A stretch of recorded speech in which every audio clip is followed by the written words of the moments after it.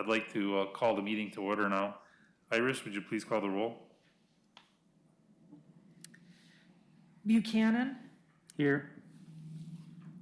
Fisher is not present yet. Heap, Here. Leek is not present yet. Pepe, Here.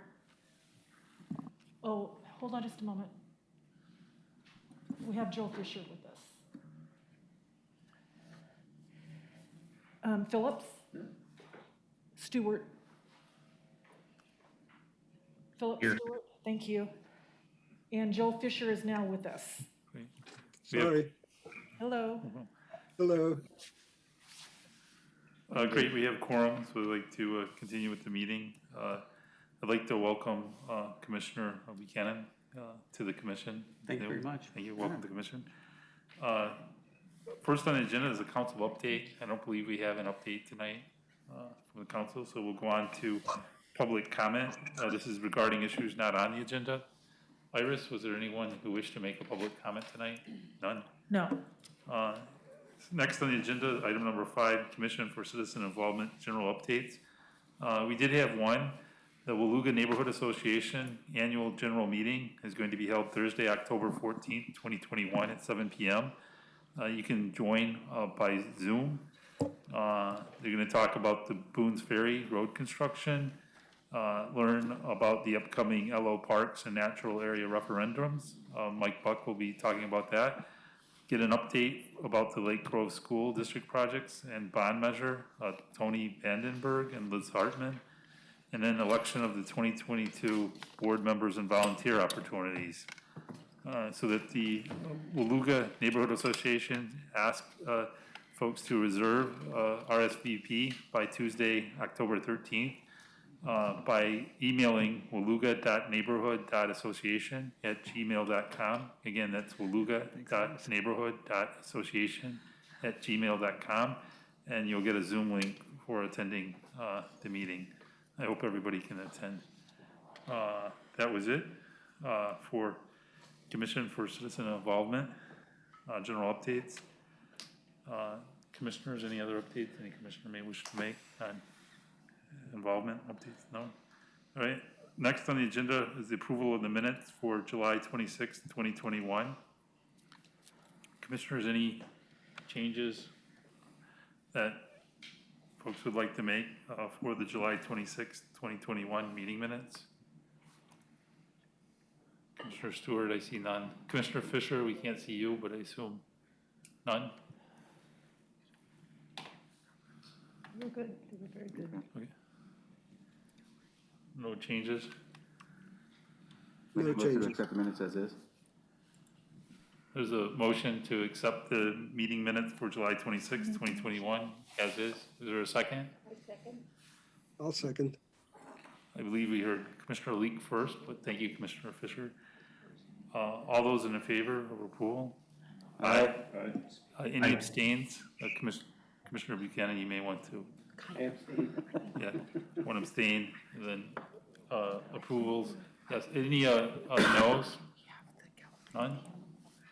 Okay, minutes are approved. The minutes for August 9th, 2021. Any changes commissioners would like to make?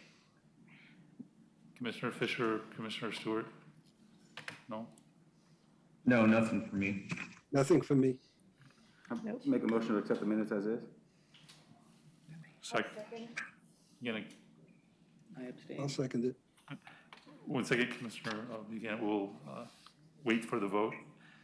So there was a motion to approve and a second. All those in favor? Aye. Aye.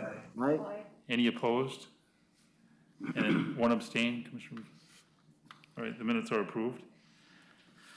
Next, we'll move on to the public hearing. This is item 7.1 on our agenda, a flood hazard overlay, Community Development Code Amendments LU 20-0005. Public testimony is accepted. This is a request by the City of Lake Oswego for proposed amendments to the Lake Oswego Code sections 50.05.011, the flood management area, 50.07.003, review procedures, 50.07.004, additional submission requirements, 50.08.001, introduction of variances, 50.10.03.2, definitions, 42.03.025, street design standards, to conform to the National Flood Insurance Program. The staff coordinator is Paul Espe, Associate Planner. Planner Espe, would you like to give us an introduction? Thank you. Well, before you do that, Paul, let me just put in the procedures for the hearing. This is a legislative decision, which is generally a policy decision within the discretion of the City Council. The Planning Commission will review the legislative proposal and make a recommendation to the City Council. Although a legislative decision may be discretionary, it must also comply with any applicable state law, as well as any applicable statewide planning goal or administrative rule adopted pursuant to ORS Chapter 197. The legislative amendment to the Community Development Code must also comply with any applicable provision of Lake Oswego Comprehensive Plan. The public hearing process begins with a presentation by staff, then testimony will be received from the public. Individuals will be allowed up to 5 minutes. Recognized neighborhood associations, homeowner associations, government or government agencies, or other incorporated public interest organizations will be allowed up to 10 minutes.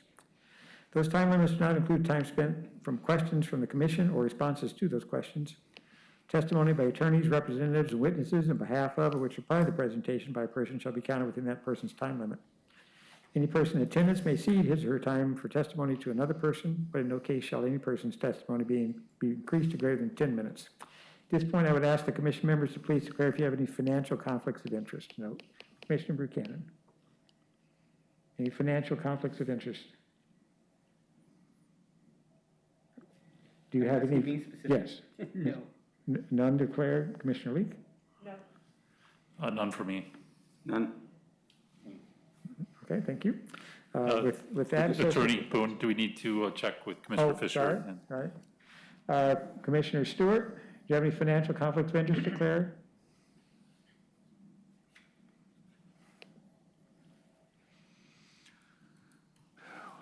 Commissioner Stewart, Attorney Boone's asking if there's any financial conflicts of interest. We didn't hear you. None for me.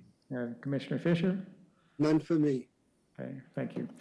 All right, with that, pardon me, Associate Planner Paul Espe with the staff report. Thanks, Evan. Chair Heap, members of the commission, good evening. This is the first public hearing for the revisions to the code sections related to the flood management overlay. At the previous work session, back in August, staff provided information and a timeline for amending the flood hazard overlay code. And as part of the public hearing, I'll provide a review of the information presented at the work session. And I have Rob Amsbury, floodplain manager and engineer, who is with us this evening to provide answers to any of the more technical questions that arise as a result of these amendments.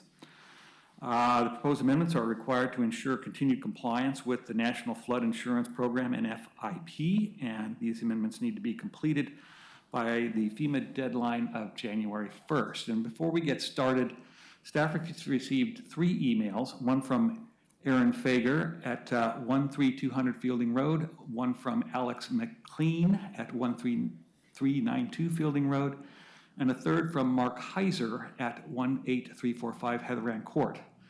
The Fielding Road properties are located in unincorporated Clackamas County, and 18345 Heatheran Court is located within the city boundary. Since the Fielding Road properties are located outside the city boundary, neither the code update nor the city's 1996 map overlay apply. They were concerned about being in or out of the flood zone, and the city maps have no bearing on these properties. And further, while each of these individuals have expressed a desire to revise the flood maps, these maps are not being revised as a part of this round, through this round of code changes.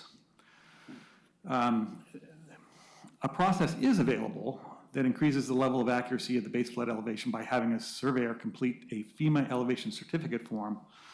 And this provides a more accurate and appropriate insurance rate rather than just looking at the FEMA maps. And that would be available to them through Clackamas County, not the city of Lake Oswego. But for those residents that are in the city of Lake Oswego, this same process is available to them as well. There's also, if you want to go a step further, you can also do a letter of map amendment, which complete is what is known as a letter of map amendment, or LOMA, L-O-M-A. This is a FEMA process that relies on the data from the elevation certificate to amend the FEMA maps by letter. And FEMA won't physically change any of the maps, but they tie the LOMA map to the map I referenced, and I hope I've got this right, Rob, but I'm just kind of glossing over the surface at this point. The third property on 18345 Heatherand Court is located within the city where the flood maps and code do apply. And engineering staff has reviewed Mr. Heiser's email and has reviewed the historic reports that are related to the points that he's raised, and his statement goes a bit deeper than the superficial map inaccuracy that is inherent in the maps and can normally be remedied by the methods that I just described. Mr. Heiser is referencing the FIS study data and calling out what he perceives to be an incomplete letter of map revision process from when the Lake Corps rebuilt their spillway. And I think that was back in 2012? 2010, correct, okay. The Lake Corps LOMR drew a boundary at the mouth of the canal and stopped their study at that point. And engineering staff generally agrees with Mr. Heiser's assertion that the lower floodplain should extend further up the canal. And city engineering staff is aware of this issue and can answer any of the questions during this hearing and is willing to address future map revisions in greater detail with the commission, but these revisions to the code are mandated by FEMA and do not include any of those map revisions, and would be considered beyond the scope of this review. But I think we would be open to any future map revisions that would be necessary in the future.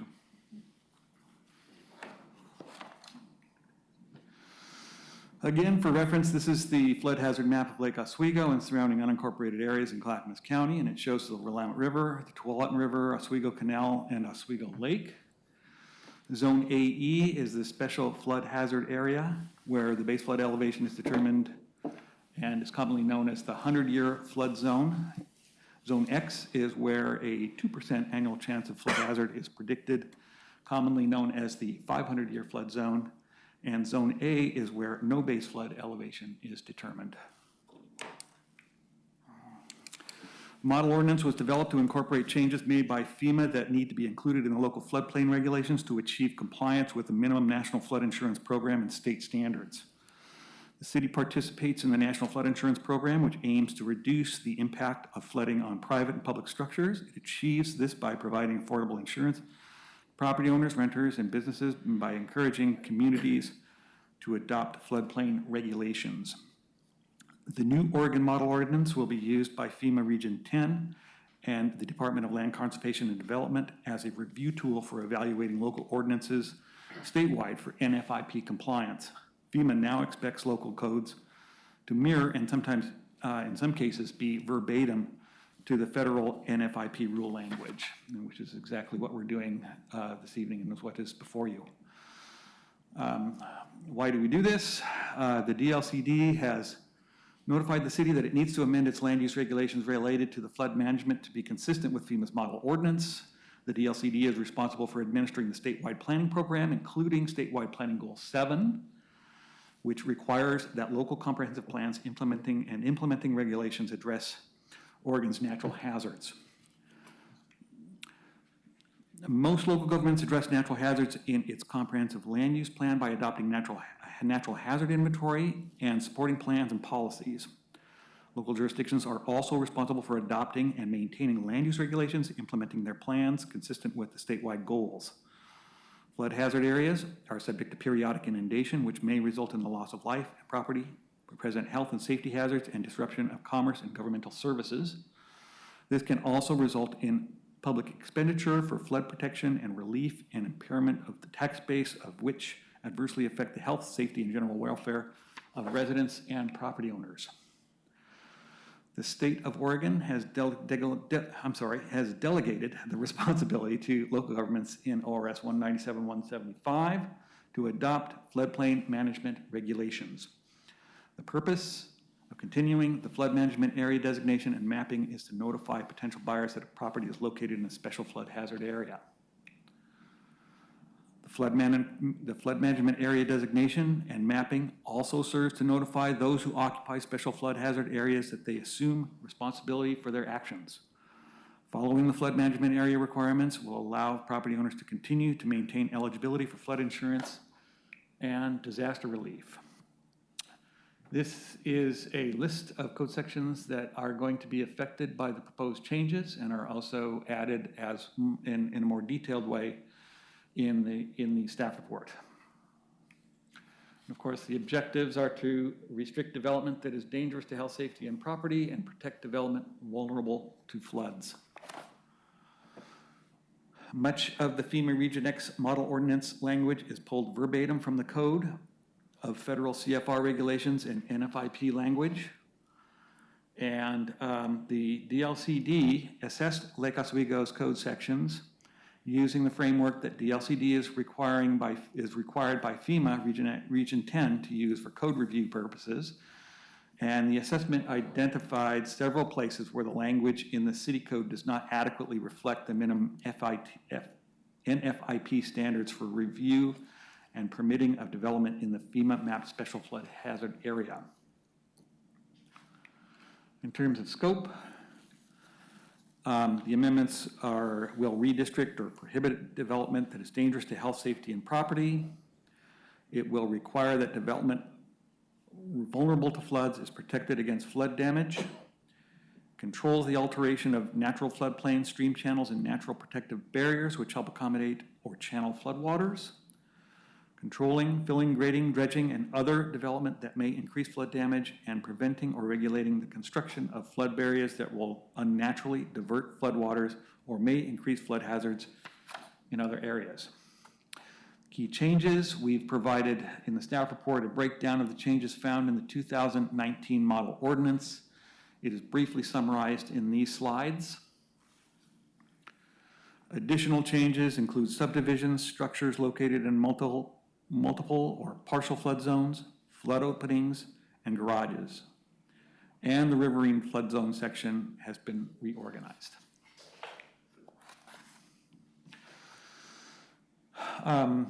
One of the issues that arose was the accessory structures or boathouses. And the NFIP regulates accessory structures and has established specific language for them. The language in the Oregon Model Flood Hazard Ordinance was developed in consultation with both NFIP and ORSC, Oregon Residential Specialty Code requirements. And currently, boathouses are allowed with minimal setback to adjacent property lines, as I will show you in the next slides, and allowed to straddle the lake property line. The maximum area of a boathouse is set by city code at 600 square feet and by the Lake Corporation at 500 square feet. Additionally, current code allows for permitted boathouses with finished floor elevations set below the design flood elevations to be wet flood proofed. Unfortunately, the model flood hazard ordinance restricts the size of an accessory structure on a residentially zoned property to less than 200 square feet and a minimum setback of 20 square feet from all property lines. This is a significant departure from the boathouses that we see today, and you will see in this next picture that was brought out as an example of a typical boathouse situation that you see on the lake, where you have two boathouses that are under two different property ownerships that have a common lot line. The aerial view will show you also the two boathouses, anywhere between 450 and 500 square feet. They have zero setback on the shared lot line and then are also straddling the lake core property line in order to be able to be right along the lake edge. And you can probably see that. It shows up a little bit better in the plan view here, where the two boathouses with zero setback on a shared lot line, each straddling the lake core property line. So this is something that FEMA does not allow unless there is a variance process that the property owner undergoes in order to allow for that scenario to occur.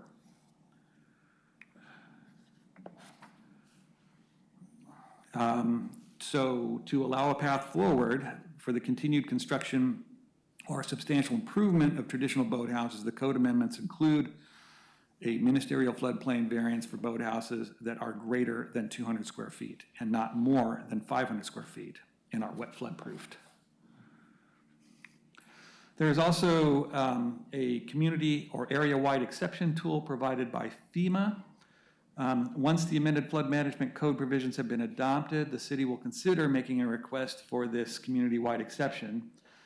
And this will enable a larger group of boathouses to be constructed or substantially remodeled without the necessity of obtaining a variance. Rather, the construction or substantial remodel would be authorized by an exception in the code as approved by FEMA. So it would be almost kind of like a quasi-code change for the code language. But at this point, FEMA has not completed its review of the necessary standards and criteria that would need to be addressed before approving a community-wide exception application. So we're going to have to wait until further notification from that agency before we can enter into that process. So that pretty much concludes the timeline for our process. Of course, we're having the PC hearing this evening. The PC findings are scheduled to be adopted on the 25th, all things being equal, and then the initial city council hearing on the 7th of December. And again, the project needs to be completed by the city council with within FEMA's deadline of January 1st of 2022. And we are open for any questions that you might have. Thank you, Planner Espe. I believe there are some questions. Commissioner Leek, did you have a question? Yeah, the existing boathouses are grandfathered. They are previously existing non-conforming to this particular code, correct? And if they need to do work on them, how does that enter into the new code? Well, once this body of code language has been adopted, then they would enter into a variance, the variance process that is outlined in the. Yeah.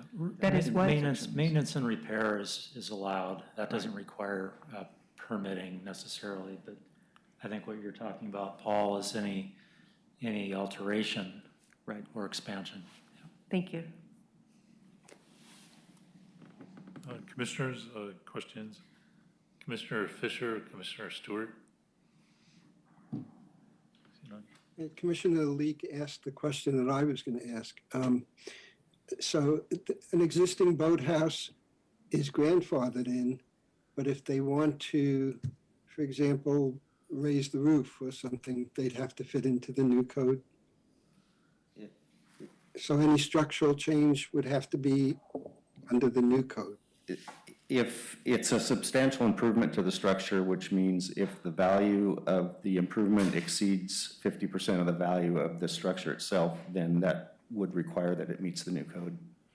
Great. Okay, thank you. Commissioner Phillips? Thank you. I read in there, and I heard you brief, that the potential home buyers are to be notified that they're buying or looking at a property that's in this floodplain area, correct? Yes. At what stage is that implemented? Is that at the closing, or is that the realtor stage of showing the property? I had an experience in this. I was looking here when we moved here to purchase maybe a condominium in the Furnace area on the lake, which in my mind was going to clearly be in the floodplain, and I'm sure it is. But the realtor didn't have a clue about what I was talking about when I was asking about flood insurance. She said, man, I don't know. So I'm just trying to, we got a requirement that they got to be notified. So is it at the closing or is it at the showing stage? Or do you know? Maybe that's not a question that's for you, okay. Well, this would be a part of the due diligence process on the part of the seller or mostly the buyer for the real estate property. On the deed, it says to look at all local codes prior to purchasing the property, and then calling a local planning office and having them discuss any of the okay, I don't want to spend a lot of time. Yeah. I'm sure that nobody would set a national requirement without having some process legally involved in the purchase of the home. So, thank you. I just, the whole function, of course, of mapping a flood management zone and providing code requirements is to notify property owners that they are in the area when they do their due diligence as they are advised in the earnest money agreement and in the deed. So it is their obligation to make inquiry to see where their property falls. Thank you. Commissioners, any other questions? One question, Planner Espe, is in the material we're presenting, it mentioned the difference between the Lake Corp's current size, which I believe was 500, 500, and the current code within the city is 600. Is there any rationale that we are aware of why there's 100 difference? And would there be any intention that, the Lake Corp may be looking at, doing some difference if the FEMA code's implemented that specifies 200? I'm not sure what the origin of the discrepancy was, but I think it is our goal to achieve parity with the Lake Chorus houseboat size. Well, I just add, I was involved when those exceptions were put in, and I remember a meeting in which the Lake Corp people were present. We went over those. So it was intended to be consistent with the Lake Corp, and perhaps they've changed their square footage, or perhaps we misunderstood it, one of the two. But I think it would be useful. I think one of the objectives we have with our development code is to be clear and consistent, but having two different standards like that may add some confusion. So The reality is the Lake Corp wouldn't permit something larger than 500 square feet, so we really do need to be consistent. Sure. The city could be more restrictive. That would be a policy discussion with the Lake Corp, but we're not proposing that. Right, thank you. Commissioners, any other questions, or I'd like to open it up for public testimony. Iris, is there anyone who wishes to provide public testimony tonight? Yes, there is Mr. Mark Heiser. Good evening, Mr. Heiser. If you'd like to state your name and address for the record, you may proceed with your testimony. Thank you, Commission. Mark Heiser, 18345, Heather Ann Court, Lake Oswego, 97034. is that microphone working for you? Try it. The light's on. Okay, I want to make sure that the commissioners can hear. Can you hear me now? There you go. All right. Now that I'm done with my Verizon commercial. Yes, Mark Heiser, 18345, Heather Ann Court, Lake Oswego. I'm here today because, yes, as we look at more restrictive application of the floodplain administration, I'm here on behalf of the probably more than 100 people who line the canal between about the Bryant Road Bridge and the South Shore Bridge. There is, as recognized, not a minor discrepancy in our floodplain map. When it was reworked for the main lake, the elevation went from 106.3 feet to 103 feet. We all know that. Everyone along the lake got a nice bonus. They did not redo the map and the floodplain between the South Shore Bridge, where the canal comes in, all the way back to the headgate. There is as the current maps show, when the canal hits the main lake, it's at 106.3, or is it 7 feet, and then suddenly drops 3 feet. That is a massive amount of flow. That has not been accounted for. I did approach Mr. Amsbury in 2015 and said, just go see whether you can do it on your own and pay for this. There are 100 homes along the canal who are currently going to be part of this. And I'm here also today because pointing out that City Code 50.05.11, Part 4, Map Administration, Subpart B, Map Error. Within 90 days of receiving information establishing a possible error, we have had it recognized that it is an error, that the city manager shall provide notice of a public hearing at which the Planning Commission will review the error for compliance with this section. It's a lot of people involved in this. And it's not just the fact that they didn't redo the map for that change in the main lake elevation. Since that time, something that hasn't been, from what I can tell, wasn't included, you'll find in my testimony, the headgate at the main canal was modified to reduce flow. I don't know what the final figure was, but there was, of the data I can find, I think it's saying that's 300 cubic feet per second that's not flowing down during the 1% flood anymore. Also in 2010, I believe it was when the main sewer was done. records that I can find, 50,000 cubic feet of material were removed from the canal between the Bryant Bridge and the South Shore Bridge. That is a lot of additional capacity that canal can flow and reduce the elevation of the 1% floodplain. Now, to ask someone like an ordinary citizen like me to go out and pay for all of this, yes, I can go out and pay for a surveyor to go there, but they're not going to be able to completely redo the floodplain map and do the analysis that was done in the LOMR back in 2010, or 2012, when, you know, the main lake when that new the new weir was put in, that made it so that there is a flood control structure that can help absorb more of the water that's coming over and coming across the River Grove floodplain and down the canal. That will affect many properties. Some are a matter of inches or feet, maybe 1 foot, of getting out of the floodplain. I would like to have that analyzed to see where my home actually comes out.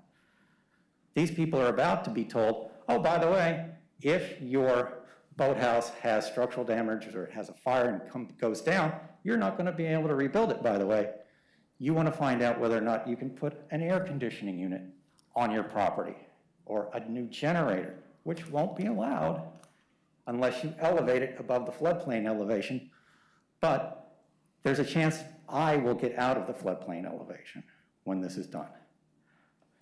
Because, note, flowing downhill, if you've got 3 more feet of flow in a half mile, which is what that distance is, that flows a lot more water. If you've dug out the bottom to get more space, you can flow a lot more water. This is not a small issue. I would really appreciate the city doing for the rest of the people who are in the floodplains in their maps, map A area, to reanalyze it. It doesn't take that much. They have the data. They can relook at it again. They can possibly do some survey. But I'm here today asking you, A, to follow city code. You know you have an error. Please notify everybody who is in the error area, which is map A, along the canal, and let them know that, by the way, the city fell down in 2010. They didn't redo your map. Thank you. Thank you. Commissioners, any questions? Vice Chair Pepe? Thank you for your testimony. Just to be clear, you mentioned something a little outside of what we talked about tonight regarding putting in a generator and an air conditioning unit. Are you talking about a generator and air conditioning unit for a boathouse? Or are you talking about putting in a generator or an air conditioning unit for your primary residence? For your primary residence, if your property is in the floodplain, Right. that's electrical work happening in the floodplain. It either Right. has to be protected or elevated above that. So there are a lot of people who, right now, might just barely be in the floodplain, who could be affected by 6 inches, and that line could be drawn at a different spot. And then they could put something on their property. And Or for that 6 inches, elevating it. yeah, or elevate it just Right. a little bit less. Instead of having to go a foot, they might be able to have to go 6 inches above grade to be able to put that in on their property. Right, and then putting it on some type of a stand or. On a different stand or pad now, where it is now, it's inaccurate. They may not have to spend that money at all with an inaccurate map. If that map were updated properly, these people might not have to do that. Okay, just to clarify, you had mentioned at the start of your testimony, there's roughly about 100 pieces of property Along the canal, when you in go that from the south, specific yes, area. there are 100 properties that line 50 each side of the canal and a little bit past when you go underneath the bridge and have a little circle area, yes. Okay, thank you. Commissioner Stewart, any questions? I do have one. I was trying to think how best to sort of to formulate it. So if, just to help me understand, is there a rule of thumb or sort of a consistency of measurement that if the mean flood elevation is raised or lowered a foot or so, what is the impact to the properties? I mean, does that gain you 2 extra feet, 5 extra feet, or lose it, or is it something that has to be measured sort of on a case-by-case basis? It would be looking at, and I would defer to Mr. Amsbury, but it would take looking at the flow from, we have a known flow over the Tualatin River during the main flood. That's what caused all the stuff at the main lake. Because of a little extra restriction at the top, but also at the bottom, there's less restriction at the bottom that's going to allow more of that flow to continue through the canal. Not knowing all of that data, there's not a rule of thumb that I know of that you could use on that. But it is a 3-foot difference when you hit the main lake, and that is not an insignificant amount of water flow across 100 and, what is it they say, the FEMA maps say there's about 100 and, how many square, 125 feet of width, 3 feet high. That flows a lot of water there, which means more room for more water to make it down, which causes less backup up the canal, which would affect people's flood elevation. But the impact on individual properties will probably vary based on how the topography changes as you go kind of up and down the canal, correct? That would be, yes. Yeah, okay. So it's not a one size fits all sort of thing. It actually is a very complex analysis that would be needed because the situation changes. Something that I couldn't afford, yeah. Yeah. Right. Okay, thank you. Thank you. Commissioner Fisher, any questions? Yeah, am I to gather that you're saying that FEMA is wrong in the maps that they have because you say that there's other factors that they haven't considered? The FEMA map is correct for prior to the installation of the extra relief on the main lake dam. It's the part that lets extra water through, the weir there. It's correct for prior, but the main lake map was updated. This section, where I'm about concerned, it was not looked at. They did not do the calculations. They stopped at the lake and didn't go upstream along the canal. So yes, that section is incorrect based upon what is currently happening in the main lake. Water is flowing downhill, it hits an edge, drops 3 extra feet, and continues on. Okay, So, then my question, I guess, is to the planning department and to Attorney Boone. If there's a contention that the map is incorrect, what are our options?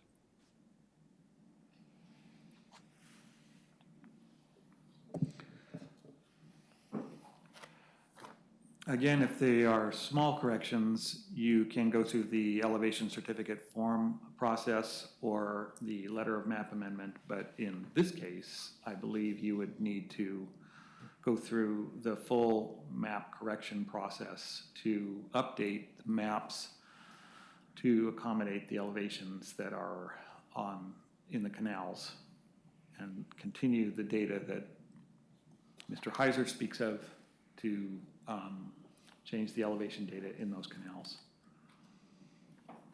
And that would be a more lengthy analysis and process to accomplish that. And I guess I would just add, as far as the overall result, these code amendments do not alter that process. Correct. They mimic the FEMA code language, but as far as providing for individual property or area properties, there is a process for amending the maps. Thank you for that point and clarification, Attorney Boone. I think that's a good point. So I think we as a commission tonight should maybe consider looking at these separately. It sounds like this is definitely an error that needs to be fixed with some priority. I think it's very timely that you bring this information to the Plan Commission, because not only are we looking at updating for the FEMA requirements, but we're also going through our goals. We're going to start planning on our goals, and the commission being made aware of this is important, and that this is probably a highly important goal that we want to put on the work and ask council to approve. Director Siegel, does that sound like a reasonable plan as far as how we should approach this going forward? Yes, Chair Heap, I think that would be appropriate. And from a policy perspective, that's the type of input or the kind of input that we would need to receive. We would need to receive that. And then it's really a matter of prioritization in the engineering department to budget and scope and do the work. I think we can follow the procedure. We will follow the procedure that's outlined in the Community Development Code. When that public hearing before the Planning Commission would be is a question that I'm not able to answer that right now, because we would need to work with our colleagues in engineering to develop that scope and find out what technical analysis is really required for this. Yeah, thank you. Thank you. Yeah, so it sounds like this is a real issue that we want to work on, but as Director Siegel is pointing out, and I think as you had pointed out in your testimony too, it was a public process that we must follow. And so I think, we should put this on our suggested goals list as a high priority item for council approval, and then work with staff to get it planned. I think there's a couple other questions. Let me go to Commissioner Phillips. Thank you. I'm going to ask a question more out of just for curiosity. I believe any map that's wrong needs to be fixed. Okay, so that's just my personal view. Okay, but I still would like, and I know you can't quantify this on any particular property or anything, but is it fair to say that in some cases, if these maps are not fixed in time for you to be able to, it could be tens of thousands, maybe even more for any particular property in value. Is that a fair statement? My concern is yes, Yes. along that lines, and Okay. that I am seeing, and I don't know the current, as far as the current raising of FEMA rates nationwide due to the fact that there are lots of places that get hit a whole lot. But it's So a that is a concern to me. it's a significant amount of money be, yes. if these maps are incorrect, okay? And your property values will be, some homeowners would, some potential buyers would simply walk away and say, I don't want any part of this property if it's in that floodplain. Whereas if it's not, it's significantly more valuable. Is that a fair statement? My current insurance is- The second question related, does the insurance itself go, it'll be you wouldn't be buying insurance if you're out of the flood zone, right?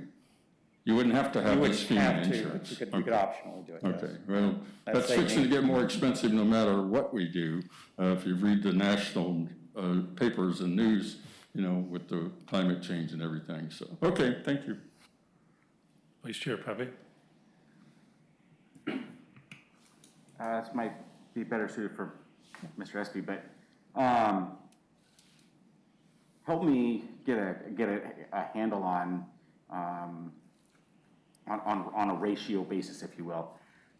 With what we were just presented with here, how many other homes are we looking at potentially being affected within the entire city?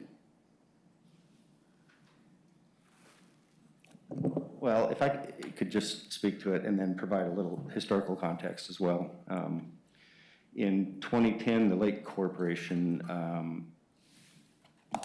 came forth with a plan to rebuild their spillway. And the intent was to pass the 100-year flood through the lake without overtopping Lakewood Bay, State Street, and McVeigh, and reduce the flooding on the perimeter of the lake. They hired the engineers to do what's called a conditional letter of map revision. So that was presented to FEMA before they could build the project. And it was in consultation with FEMA, it was determined that the cutoff for that would be the mouth of the canal, which Mr. Heiser's mentioned. That was the scope of that study. They rebuilt the dam, the study was accepted, and the lake floodplain on the lake and the associated bays was lowered at that point.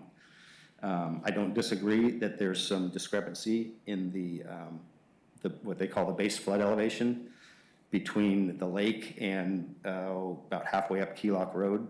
It does not extend, from what we can tell, any further than beyond that, but that's remained to be found if we do a study, because essentially what we have to do is perform a flood insurance study and computer modeling of the canal with the data that's known now, and then compare that to what the lake level floodplain is.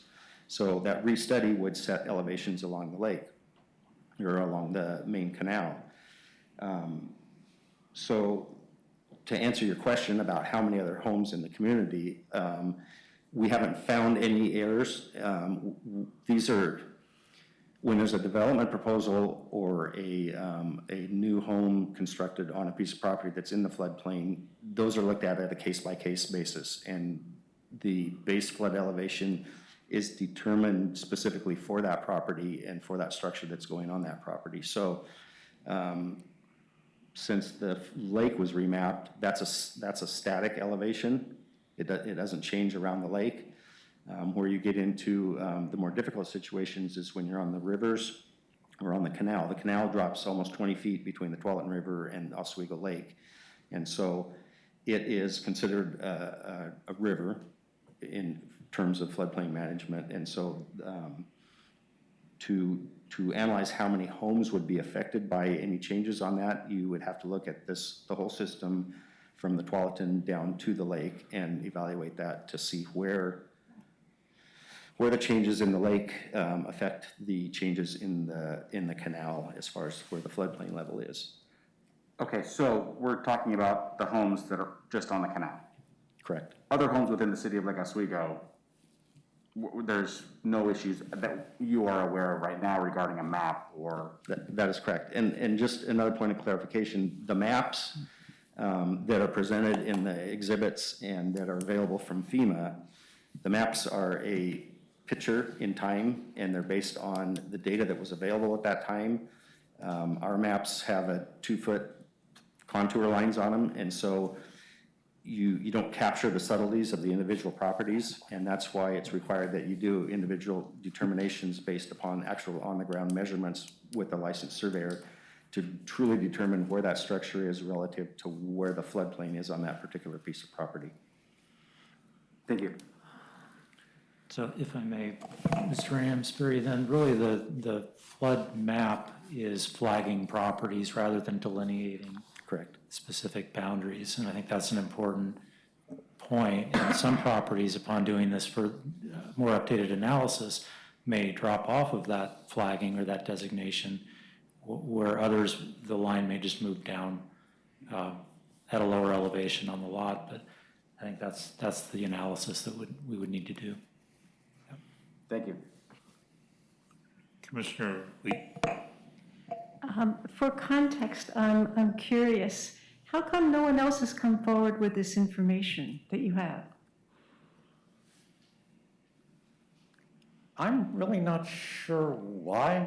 I talked with some neighbors about this some time ago. I talked with Mr. Amsbury in 2015 about this, and since then it's just taken a while. This was the final. I was told, go to the city council. Well, you guys are hearing it first, so I wanted to bring it forward. And if it's my understanding, looking at a flood map, your present residence is totally in the 100-year floodplain? I believe pretty much all of it, other than, yeah. And would one this? small corner. Yeah. Well, on my map, it doesn't even show, but anyway, would this, if your change was adopted, would that change your designation at all? I do not know for sure. It might reduce it 6 inches, which the floor elevation of my home, which is where you look at where I'm in or out, is within inches of being in that, so that changes how it affects me and work on the house, to be honest. It's right at it. It's on the. Did you occupy the home in 1996 when we had the floods? I occupied in 2013. Okay. And from the way the map of showing the lines where it looks like they put some sandbags around it and it went around, because there are some other maps that show a line around that it diverted around my house, but it is right at the bare bleeding edge from the 96 flood. So if the lake's 3 feet lower, I think I might see a little less of an identical, but the 100 years actually a little more water, so I don't know exactly where I'm going to wind up. But I'm hoping it was pretty bad back down in that area. I was there, so it was not good. Neighbor behind me was, yeah, he got flooded really early because the sewers don't have backwater valves on them. So once the creek went up, it popped up and flooded him real quick. So thank you. Vice Chair Pepe. Is there a grace period? If this were to be adopted January 1 and we become fully compliant with what FEMA wants us to be compliant with, is there a grace period for boathouses and/or ADUs that we're talking about, as far as if December 31st, we get an ice storm, major damage happens to a structure that is in the crosshairs of this ordinance, is there a grace period for homeowners for major repairs of 50% more, right? Well, it's my understanding that as soon as the code's adopted, if they don't have their permit applications in review at that point in time, then they need to adopt the new code as well for their development. Yeah, and I guess the ordinance becomes The answer is effective. no. Yeah, the answer is no. The ordinance becomes effective 30 days after adoption. So, Okay. okay. And if a property owner needs to remodel or reconstruct their boathouse, then they would need to apply for a permit just as they would today. So the trigger is unsubstantial. It's when it gets over a substantial improvement, 50% of the value. I think so. Right. Okay, thank you. Commissioners, there's no other questions for Mr. Heiser. Then thank you, Mr. Heiser, for your testimony. Like, I think the direction of the commission here is to pursue this and put it on our goals list, work with staff and council to prioritize. So thank you for presenting tonight. Thank you, Chair. Thank you, Commissioners. Iris, was there anyone else who wished to give public testimony tonight? That was it. Right. Seeing that we have no other individuals who would like to give public testimony, I'd like to close the public testimony now and then move on. I guess I'd like to ask staff, we did have a tentative hearing, I think, that you're showing in the schedule for like October. Is that the desire from staff, or is the desire from staff tonight, the commission to give preliminary recommendations to staff? That's correct. I have it set for October 25th for the adoption of any findings. Yeah, Chair Heap, in your forecast, we had reserved another date for a possible continuation of the hearing, but that obviously isn't required tonight. So if you were to make a tentative decision tonight, we would be prepared to return, as Mr. Espe said, with findings at your next meeting. Right. Or your meeting on October 25th, excuse me. Commissioners?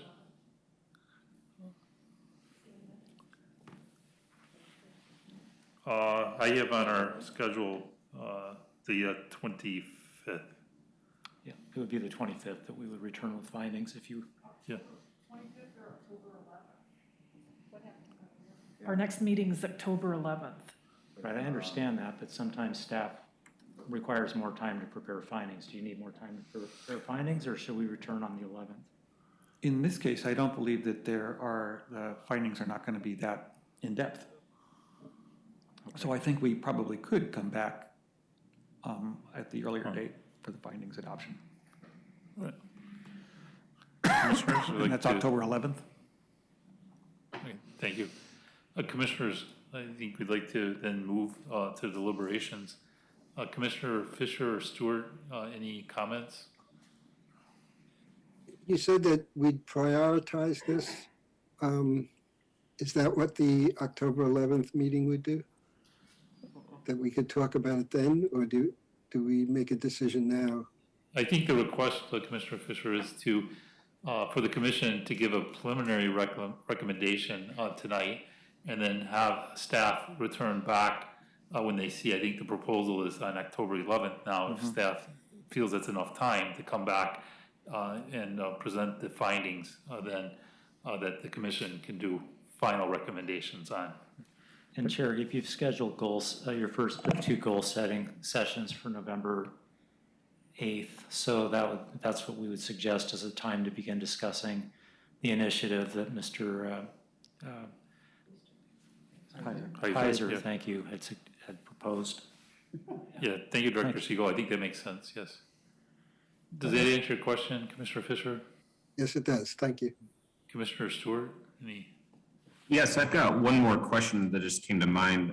So this question's for city staff. So when the determination is made that repairs or renovations are less than or more than 50% of the value of the property, what is the determination, like what is used for the determination of the property value? Is it market value? Is it else? What barometer is used? It's actually the market value of the structure, not the property. So The it's, structure. yeah, so if they're working on a boathouse and the boathouse is appraised at $100,000 and they do $51,000 worth of work on it, then they've exceeded that threshold. Okay, so it's based on an appraisal, so they would have to get an appraisal. Well, the first thing we look at is we look at the tax assessor's market value, because they show market value, they separate it out by structure and by property. So that's the first step. If there's questions or if the property owners choose to dispute that, then they are available to get a appraisal for that particular structure. Got it, okay, great, thank you. Commissioners, any other questions? Or is there a motion to direct staff to recommend approval and develop preliminary findings and come back at the next meeting, October 11th, with the findings? I recommend what you just said. Second. So there's a motion to approve, preliminarily approve LU 20-0005 and direct staff to come back with findings at the October 11th meeting. Any discussion on the motion? Just real quick, and at a later time, we would revisit this map issue, correct? Yeah, the procedure on the map issue is we'll put it as a goal, and as Director Siegel mentioned, and we'll talk more, I think, in the upcoming agenda item, is that the commission will start work on the goals that we want to work on in 2022. And so thanks to Mr. Heiser for bringing this to the commission, we'll put that as a suggested work item for a plan commission, and then ask council to approve that with staff's input. So yes. All right, sounds good, thank you. Yeah, there's no further discussion. We can vote. All those in favor? Aye. Aye. Any nays? None? Any abstains? Abstain. So the motion is approved, and we direct staff to come back with findings at the October 11th meeting.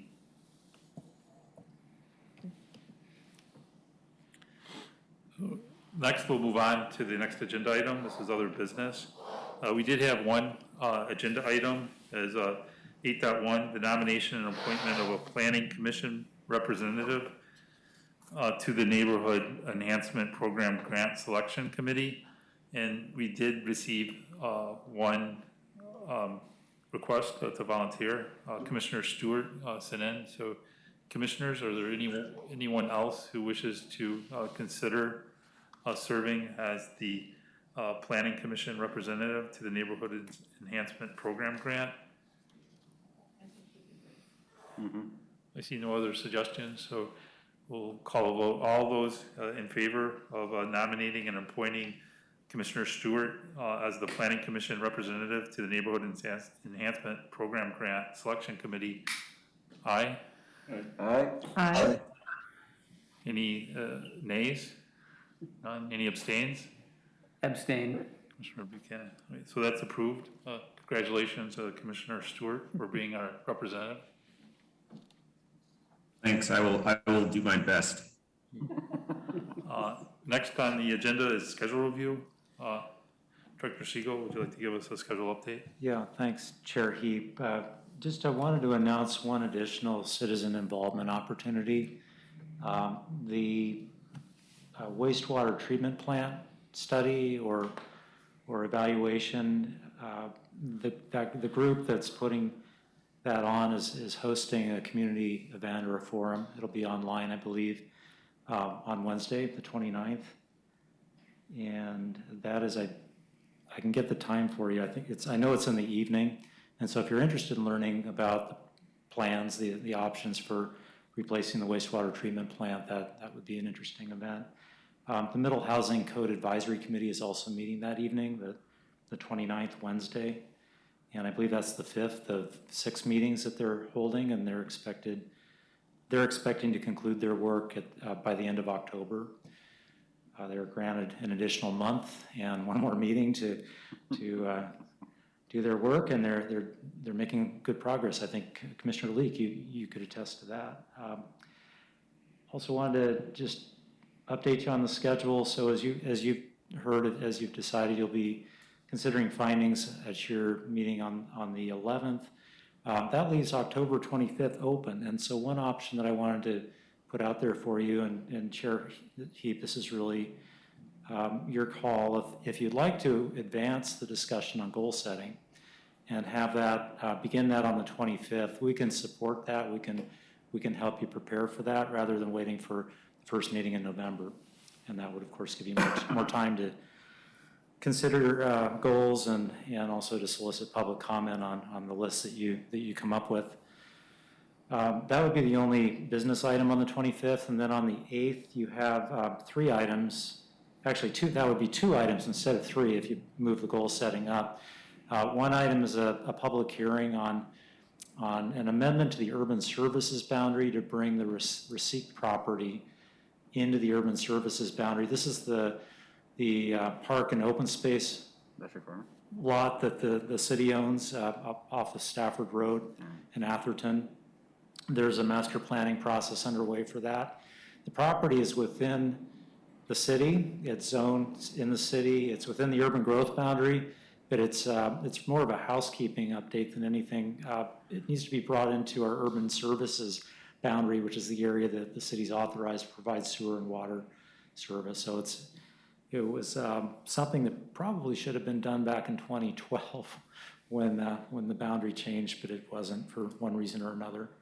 So there's a public hearing scheduled for that on the 8th. You also have, I guess it would be the second of 2 work sessions on the annual Community Development Code amendments, the first being October 11th, and then I think we're planning on coming back November 8th to finalize that list of code changes and prepare for a public hearing that would happen in the beginning of next year. I think January is what we're targeting for that. So pretty full agenda through the end of the year, and that's what I have for the schedule update.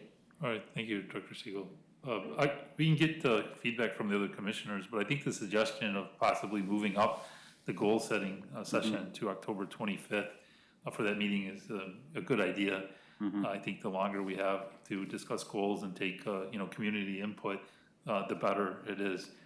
So I think the commission would like to move the goal setting up to October 25th.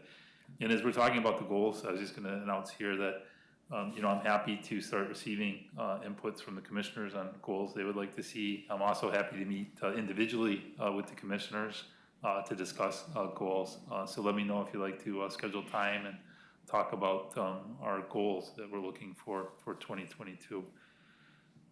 Commissioners, any input on moving that up? Seems like everybody's in favor of it. Commissioner Fisher or Stewart, any comments? Yeah. I see they're saying okay. Yeah, That sounds good. So, yeah, thank you, Director Siegel, for the schedule update. Yeah, you're welcome. I do have a couple other business items. I mean, Sure. brief, very short, if that's all Sure. right. Yes. Yeah, the first, I just wanted to provide an update since we didn't have a council report or council update this evening. The city council did approve the zoning and comprehensive plan development code amendments that the commission had spent 4 meetings reviewing on the Boones Ferry Road site. They did approve that. They're tentative approval, so they're scheduled to adopt findings next week.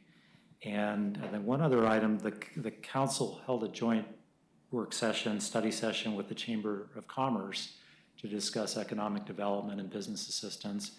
And so there may be some, action items or goals that come out of that discussion. I believe that they want to continue that, and they'll be probably meeting again later this year to follow up.